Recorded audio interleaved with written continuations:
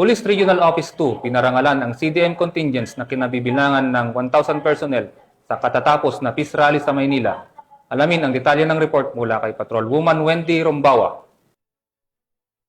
Ngayong umaga ng Police Regional Office 2 ang may 1,000 miyembro ng Civil Disturbance Management Contingent matapos ang matagumpay nilang pagharap sa Peace Rally for Transparency, Accountability and Justice na ginanap sa Maynila.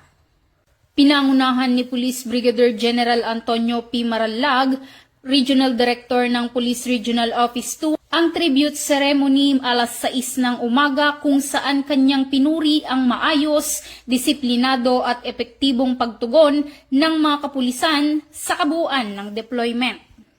Ayon kay Police Brigadier General Marallag, ipinamalas ng Civil Disturbance Management Contingent ang mataas na maximum tolerance at paggalang sa mga ralihista, isang susi sa nanatiling mapayapang daloy ng pagtitipon.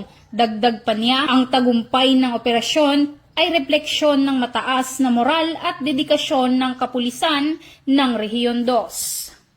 Samantala, bagamat ibinabana ang alert status ng PNP sa buong bansa, tiniyak ng Police Regional Office 2 ang pagpapatuloy ng mahigpit na pagbabantay sa seguridad at kaayusan, lalo na sa lambak ng Cagayan upang masiguro ang kaligtasan ng mamamayan at pagpapatupad ng batas.